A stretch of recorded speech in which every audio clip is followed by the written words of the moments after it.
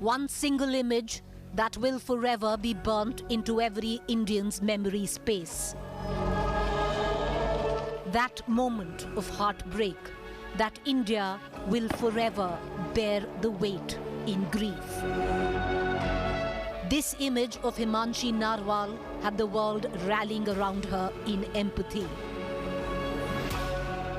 in sympathy, to lose her husband of just 5 days, where forever together was a promise.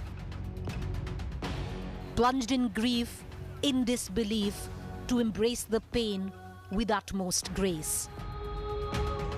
To see her life shift from the 7 pharaohs around the sacred fire with him, to see him being claimed by his funeral pyre.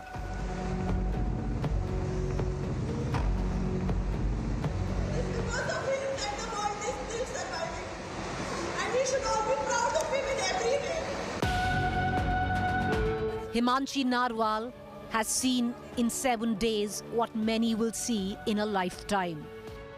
The anger, the angst, and the agony could have resulted in utmost hate. For her husband was singled out not for being in the armed forces, but for being Hindu. If Himanshi had channeled her pain to hate a community, many would have not grudged her lived experience. But Himanshi Narwal, in her first interaction with the media, sent out one message. A message of peace, a message to not communally profile hate, even though she herself was a victim of that. People going against Muslims or Kashmiris, we don't want this. We want peace and only peace. Stating to not target Muslims or Kashmiris at the back of what had happened. While her grace, her maturity was welcomed by many, Himanshi Narwal was hit by a wave of hate by anonymous and some right-wing handles on the social media platform X, vilifying her, attacking her life as a student, character assassinating her, slander. A target for online hate. The face of Pahalgam's terror, in a matter of minutes, was deemed an anti-national. Support for Himanshi was quick to come, cutting across the ideological divide. The National Commission of Women also stepping in, taking suo motu cognizance, saying attacking Himanshi was unacceptable. Those who seemingly grieved with Himanshi turned against her, exposing their hypocrisy, that their empathy was nothing but political convenience. Top focus on To The Point this evening. Because when that one image of Himanshi sitting with her dead husband at that meadow came to light, that became the image of the Pahalgam attack. A tidal wave of empathy, sympathy, support for her came through, as it should have. That wave very quickly receded, with a lot now turning on her for saying what she did, calling her anti-nationals. What did Himanshi Narwal say? Don't attack Muslims or Kashmiris at the back of what happened. That's misplaced anger.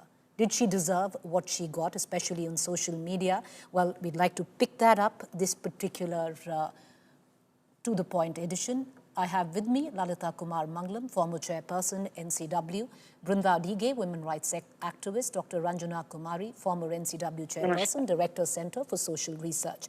I want to cut across first to Ms. Kumara Mangalam. Lalita Kumara Mangalam, the fact is, most or 99% of that hate that we've seen come to this young girl has come through the medium of social media and many anonymous handles. Something that I would reckon one must, call out publicly at that, because the same handles were in full support of this young woman, practically lifting her up to be the icon of the terrible tragedy and quickly pulling her down as an anti-national. Yeah, Preeti, first let me say that regardless of whether one approved of, agreed with what she said, etc., tearing apart a young woman who's, especially one who's been through such terrible trauma, tearing apart her personal life, attacking her personally, is not done. I think as a nation, we need to show more empathy and more sympathy for people who've been through such a rough time. Now, let's also not forget that unfortunately, social media is brutal. It's really brutal.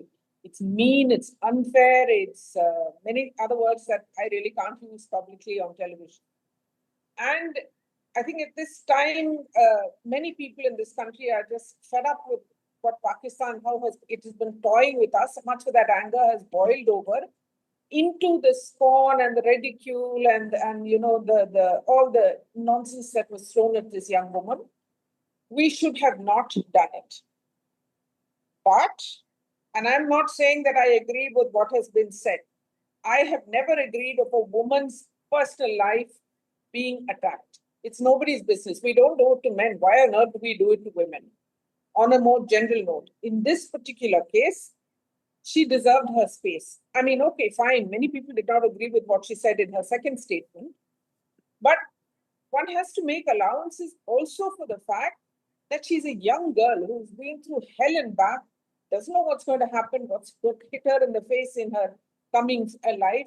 I mean, at the age of 20, the wrong side of 20s, let me say, or rather the right side, the early 20s, just a couple of weeks after you got married, first you go through that horror, and horror is a very mild word. And then, you know, her first off the cuff statement came from her grief, etc. The second one, maybe somebody asked her to say it in order to play down what was happening, the fear of war. India and Pakistan cannot go to war. I mean, you know, really, it'll be disastrous. So, keeping that in mind, I think many. Ms. Kumar Mangalam, I'd suggest you don't say that, because then you have Mr. Siddaramaiah, who, because of saying India and Pakistan don't need war, targeting that they did. It's not correct. Right. It should not be done. Right. I want to bring in Dr. Ranjana Kumari as well. Dr. Ranjana Kumari, many of these handles are not actually anonymous handles. Many of these handles are right-wing, bona fide trolls who, some of them, sadly, are being followed by very big leaders in the dispensation. Well, Preeti, I think this is the most shameful, most insensitive cowardice that we are witnessing online. And people taking, just hiding behind anonymity, they don't even have the courage to put their names in front. And what is wrong in a woman saying that whose husband was already murdered in front of her own eyes, and she does not want this to be played out in a particular manner. That's her idea. I think women are by and large very compassionate, and she imagining so many more women. When men die in wars, husbands die, sons die, they would die in wars, and the women who suffer and who are at home suffering and suffer for whole of their life, they're condemned for whole of their life. So if that is the situation, then if she thinks that it should not be flared up, it should not lead to a war, what is wrong? What is wrong in talking about the peace? So I think she has been targeted by these cowards, shameless. It's time that we should stop it, and such handles should be, you should have had the law already to really start weaning out such kind of elements, because people like us are facing it day in and day out, calling us whatever they feel like, and you can't even reach out to them because they don't have any identity that they present. But not, that's the point. And Brinda Adigi, I want to bring you in on this because we're running out of time. I wanted more time for this debate, but sadly we had news break. But these are, yes, a lot of them are anonymous handles, but a lot of them aren't, Brinda Adigi. I can't hear you very well, but what I got a gist of is this kind of trolling. And because it is a woman calling for peace between Muslims and Hindus and all Indians, this is nothing new. But what we want to ask question is it because she is a woman and she is calling out people? The narrative of hatred, and that too bigoted hatred, is being called out by a Navy officer's wife. Are you angry because of that?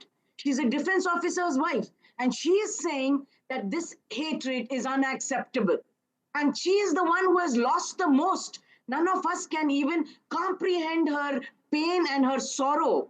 And if this is the trolling that is happening, let us keep in mind it is also because of impunity. They know that they can hide behind the facade of various names on Twitter and elsewhere, and nobody is going to get caught.